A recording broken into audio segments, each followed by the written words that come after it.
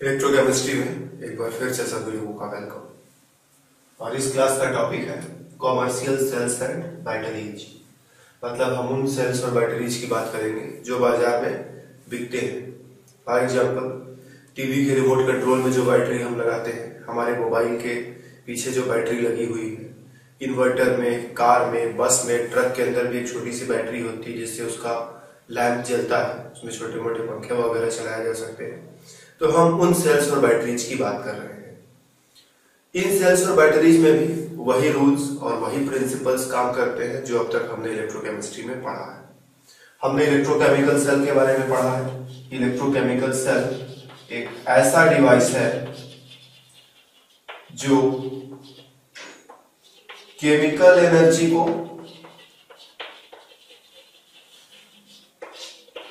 Electrical energy में convert कर देता है। मतलब एक रिएक्शन होगा, रेडॉक्स रिएक्शन, और इस रिएक्शन के बदले हमें इलेक्ट्रिसिटी मिलेगी। तो यही प्रिंसिपल इन बैटरीज के अंदर भी काम करता हो, चाहे वो बैटरी कार में लगी हो, चाहे बैटरी ट्रक में लगा हो, चाहे बैटरी मोबाइल में लगा हो, चाहे बैटरी टॉर्च में लगा हो, या फिर टीवी के रिमोट कंट्रोल में लगा हो। सब में एक ही प्रिंसिपल काम करता है कि उन बैटरीज के अंदर एक रेडॉक्स रिएक्शन हो रहा है और उस रेडॉक्स रिएक्शन के बदले हमें इलेक्ट्रिसिटी मिल रही है। तो हमें उन्हीं रेडॉक्स रिएक्शंस को देखना है, वो बैटरीज कैसे कैसे बने हैं, थोड़ा सा इस पर भी हम बात करेंगे। तो दो तीन बैटरीज हैं जिन पर हम बात करेंगे। एक है लेड स्टोरेज बैटरी, दूसरा हम ड्राई सेल के ऊपर थोड़ी बात करेंगे, थर्ड हम थोड़ी बातें फ्यूल सेल की भी करेंगे। तो लेड स्टोरेज बैटरी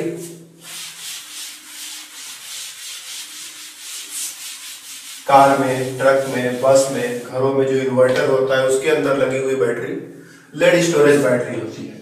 वो बैटरी तुमने देखा तो होगा ही।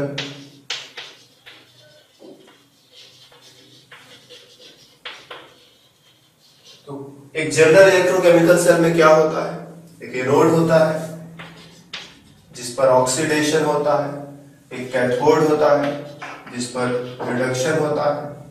ऑक्सीडेशन में इलेक्ट्रॉन रिलीज होता है, रिडक्शन में वही इलेक्ट्रॉन यहां से यहां जब पहुंचता है तो एक्सेप्ट करके रिडक्शन हो जाता है, और वो इलेक्ट्रॉन जब सर्किट में चलता है तो सर्किट में बल्ब, पंखा, टीवी जो भी लगा करके उसको हम इलेक्ट्रिसिटी से चला सकते हैं। तो सेम हियर एक एनोड होगा, एक कैथोड होगा, ऑक्सीडेशन होगा, एक रिडक्शन होगा। एनोड पर क्या है, एनोड पर ऑक्सीडेशन होगा, यहां पर लेड होता है। लेड का ऑक्सीडेशन लेड सल्फेट में होता है, यह है एनोड। कैथोड पर PbO2 है, लेड ऑक्साइड, इसका रिडक्शन लेड सल्फेट में होगा। और एनोड और कैथोड को कनेक्ट करने के लिए बीच में इलेक्ट्रोलाइट है H2SO4।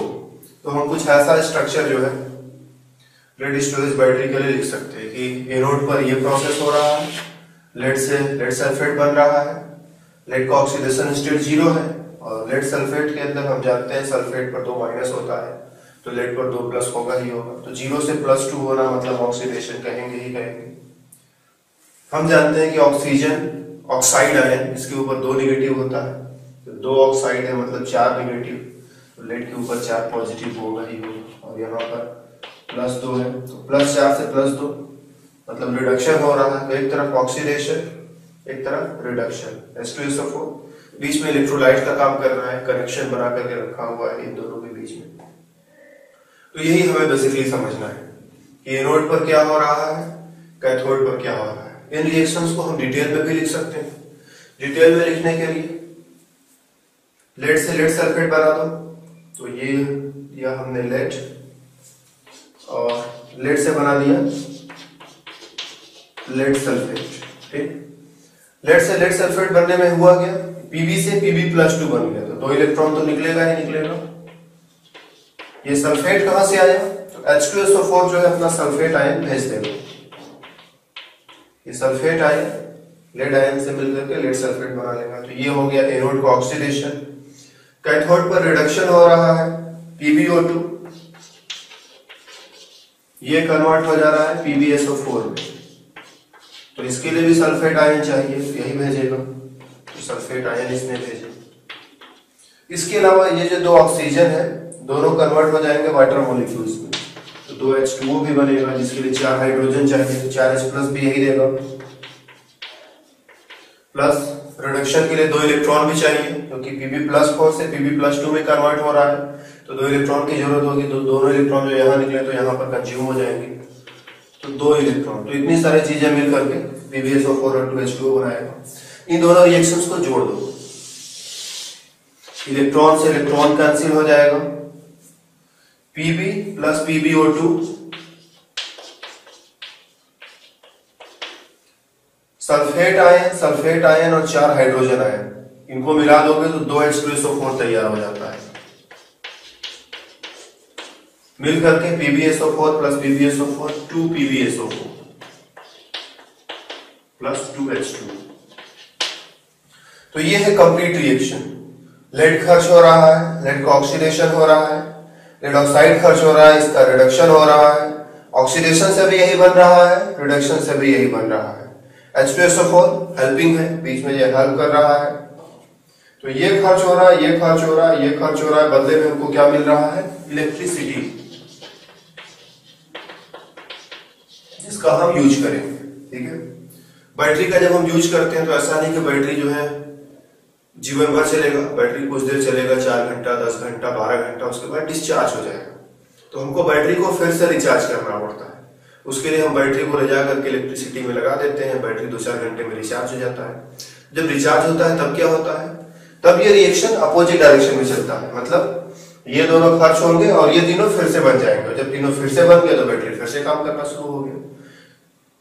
जब बैटरी हम यूज करते हैं तो ये तीनों खर्च होते हैं और हमें इलेक्ट्रिसिटी मिलती है। जब तीनों पूरी तरह से खर्च हो जाएंगे, बैटरी काम करना बंद कर देगा। बैटरी को रिचार्ज करते समय फिर से इलेक्ट्रिसिटी में लगाओ, इलेक्ट्रिसिटी खर्च होगा और ये दोनों खर्च होंगे, फिर से तीनों बन जाएंगे। तो इस बैटरी के अंदर दोनों काम हो रहा है। पहला, रिएक्शन हो रहा है, इलेक्ट्रिसिटी मिल रही है, मतलब इलेक्ट्रोकेमिकल्स है। और जब हम बैटरी को रिचार्ज कर रहे हैं तब क्या हो रहा है? तब इलेक्ट्रिसिटी खर्च हो रही है, तब रिएक्शन बैकवर्ड डायरेक्शन में हो रहा है। तो ये हमारा बैटरी है, ये दोनों तरह से काम कर रहा है।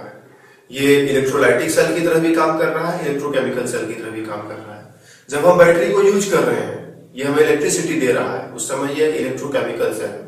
और जब हम बैटरी को चार्ज कर रहे हैं, जब इलेक्ट्रिसिटी कंज्यूम हो रहा है, तब हमारा यही बैटरी इलेक्ट्रोलाइटिक सेल की तरह से काम कर रहा है। तो ये हुआ लेड स्टोरेज बैटरी। इसमें हमें यही समझना था, इसमें एनोड क्या होगा, कैथोड क्या होगा, एनोड पर रिएक्शन क्या होगा, कैथोड पर रिएक्शन क्या होगा, दोनों को जोड़ दे तो कंप्लीट रिएक्शन कैसा होगा। तो ये हुआ लेड स्टोरेज बैटरी। अब थोड़ी बात हम ड्राई सेल की करते हैं। ड्राई सेल जो टॉर्च में लगाते हैं, घड़ी के पीछे लगाते हैं, टीवी के रिमोट कंट्रोल में लगाते हैं, वो ड्राई सेल है। उसका स्ट्रक्चर तुमने देखा ही होगा, बाहर से कुछ ऐसा लंबा सा होता है, एक छोटा सा टोपी जैसा भी कुछ लगा होता है।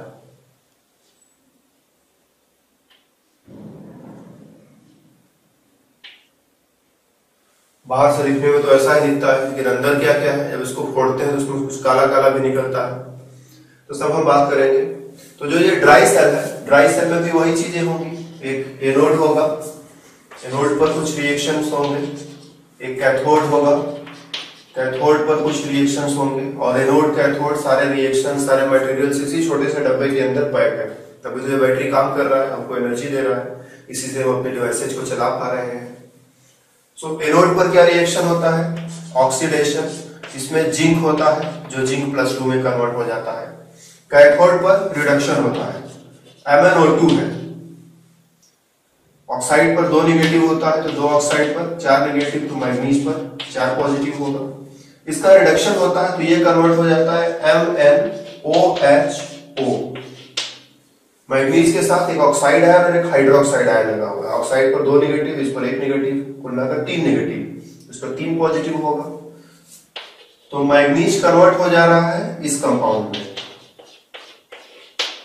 यहां पर इसका ऑक्सीडेशन स्टेट +4 था, यहां पर +3 है, 1 यूनिट कम हो गया, मतलब रिडक्शन हो रहा है। तो रिडक्शन इधर, ऑक्सीडेशन इधर। तो ये हुआ एनोड का रिएक्शन और ये हुआ कैथोड का रिएक्शन। इस सेल के अंदर क्या क्या होता है? तो सेल के अंदर कुछ ये कंटेनर है। सबसे पहले ये कंटेनर जो है जिंक का बना हुआ है, जिंक का बना हुआ एक डब्बा है। इसमें सेंटर में ग्रेफाइट लगा होता है।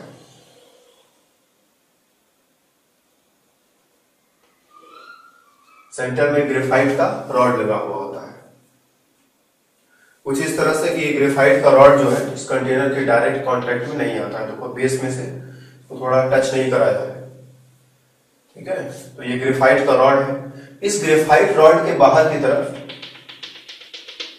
थोड़ा सा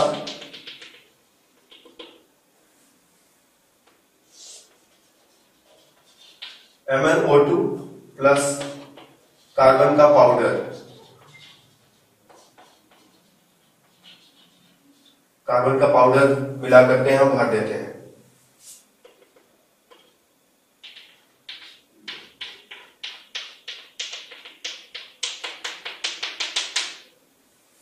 और ये जो बाहर और जगह बचा हुआ है, यहां पर हम ZnCl2 और NH4Cl भर देते हैं। ये सब मिल करके हमारे बैटरी को बनाते हैं। ये जो जिंक का कंटेनर है धीरे धीरे ये खर्च होता चला जाता है। जनरली इस बैटरी को हम चार्ज करते नहीं, घड़ी में बैटरी लगा दिया और साल भर घड़ी अपना चलता रहता है, बाद में बैटरी खत्म हो जाता है, घड़ी रुक जाता है, हम भी बैटरी को निकाल कर फेंक देते हैं। टीवी के रिमोट कंट्रोल में बैटरी लगाया, एक आध महीने के बाद वो बैटरी काम करना बंद कर देता है, हम बैटरी को निकाल कर फेंक देते हैं।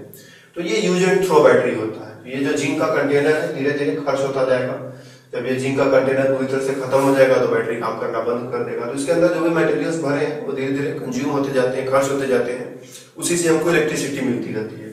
तो जिंक का कंटेनर है, एक बीच में ग्रेफाइट का रॉड है,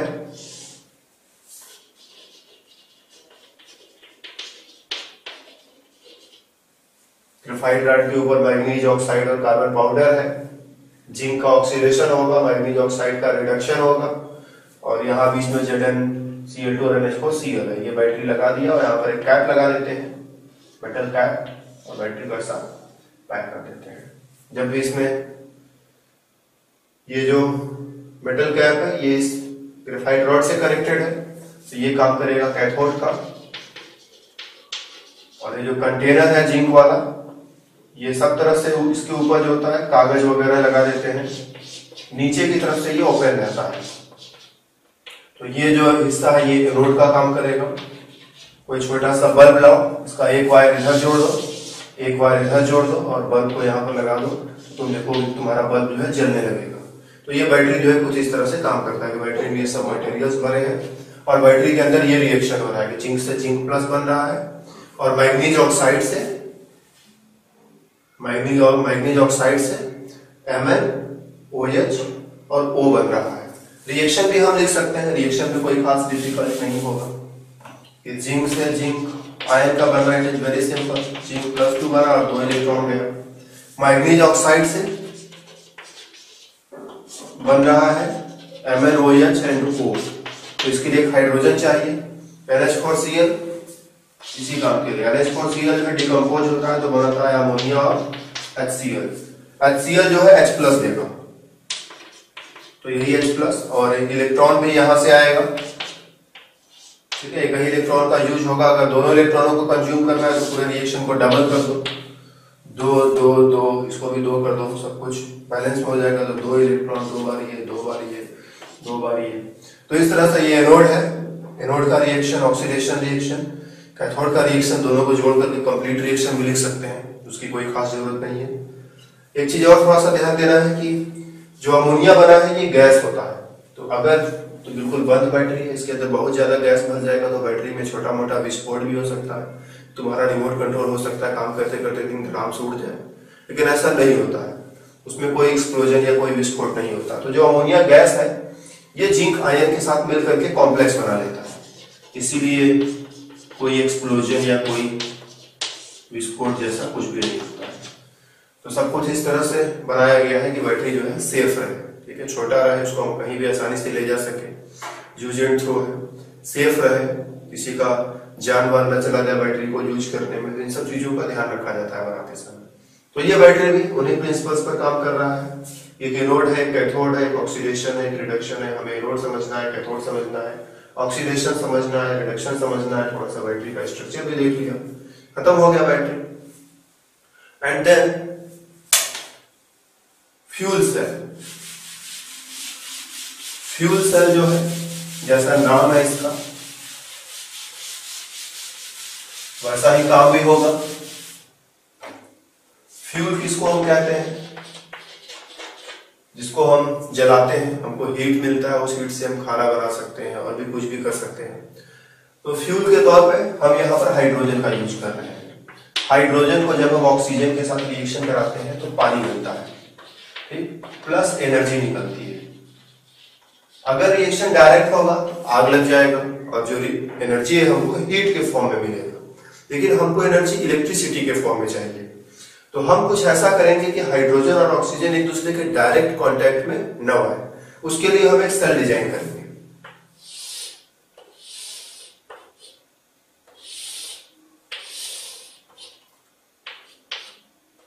उसके लिए हम लोग एक सेल डिजाइन करेंगे।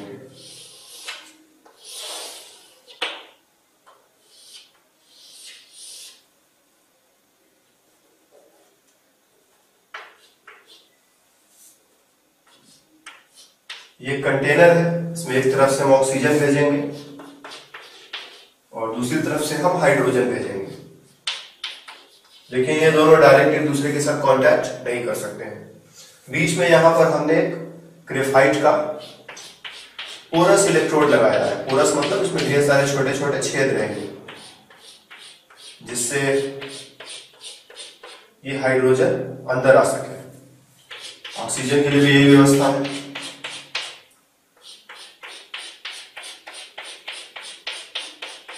ऑक्सीजन इन पोर से होकर के अंदर आ सके। अंदर हम NaOH, KOH कुछ ऐसा सोल्यूशन कर देते हैं। NaOH solution. और ये जो ग्रेफाइट का पोरस इलेक्ट्रोड है, इसमें हम ग्रेफाइट इलेक्ट्रोड, पोरस है, पोरस मतलब इसमें छोटे छोटे छेद रहेंगे, इस बात का ध्यान देना है। साथ ही साथ इसमें थोड़ा सा कैटालिस्ट लोड कर देते हैं, लोडेड विद प्लेटिनम, पैलेडियम, कुछ इस तरह का कैटालिस्ट लगा देते हैं। ये कैटालिस्ट क्या करता है? रिएक्शन को आसान बना देता है। तो हाइड्रोजन का ऑक्सीडेशन होगा, ठीक है। पानी जब बनता है H2 प्लस O2, तो H2O, H2O में H पर प्लस है और ऑक्सीजन पर 2 माइनस है। तो हाइड्रोजन से H प्लस बन गया, मतलब हाइड्रोजन का ऑक्सीडेशन हो गया, और ऑक्सीजन से ऑक्साइड बन गया, ऊपर 2 माइनस हो गया, तो ऑक्सीजन का रिडक्शन हो गया। तो हाइड्रोजन का ऑक्सीडेशन होगा, ऑक्सीजन का रिडक्शन होगा और पानी बनेगा, प्लस इलेक्ट्रिसिटी हमें मिलेगी। तो यहां से जो पानी बनेगा उसको हम यहां से निकालने का भी व्यवस्था कर सकते हैं। जो पानी बना उसको निकाल लेंगे, ठीक है। हम हाइड्रोजन के ऑक्सीडेशन को अलग से लिख सकते हैं, ऑक्सीजन के रिडक्शन को भी हम अलग से लिख सकते हैं, उसको भी लिखा जाए। तो हाइड्रोजन का जब ऑक्सीडेशन होगा तो हाइड्रोजन कन्वर्ट हो जाएगा H प्लस में, लेकिन फ्री H प्लस में नहीं, वो H प्लस H2O में है। तो हाइड्रोजन कन्वर्ट हो गया HOH में। इसको इस तरह से लिखो, H2O न लिख करके HOH में लिखो। HOH में 2 पार्ट होते हैं, H प्लस और OH माइनस। तो H प्लस तो यहां से आएगा, 2 हाइड्रोजन से 2 H प्लस आएगा, इसलिए इसको हम डबल कर दे रहे हैं। OH माइनस कहां से आया? ये NaOH का सोल्यूशन यहां भर रखा है ना, तो यहां से 2 OH माइनस आ जाएगा। जब हाइड्रोजन से H प्लस बनेगा तो इलेक्ट्रॉन लूज होगा, तो 2 इलेक्ट्रॉन भी हम निकाल दे रहे हैं। कुछ ऐसा रिएक्शन। ऑक्सीजन है, तो ऑक्सीजन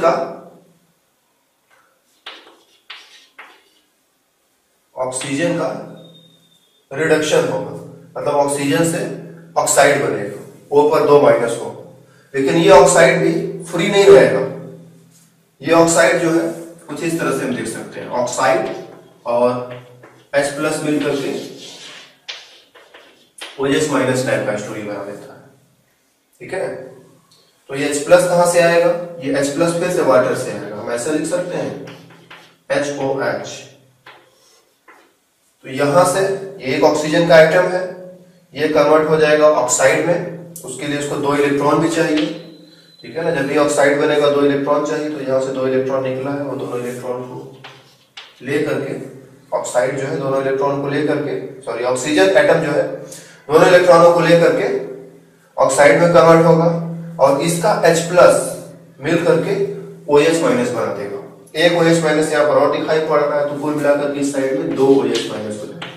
तो ये हुआ हमारा रिडक्शन रिएक्शन। यह है ऑक्सीडेशन यानी कि एनोड रिएक्शन, और यह है रिडक्शन यानी कि कैथोड रिएक्शन। अगर दोनों रिएक्शंस को हम जोड़ देते हैं तो दोनों को जोड़ देने पर हमें जो रिजल्ट मिलेगा वो क्या होगा, इलेक्ट्रॉन से इलेक्ट्रॉन कैंसिल हो गया,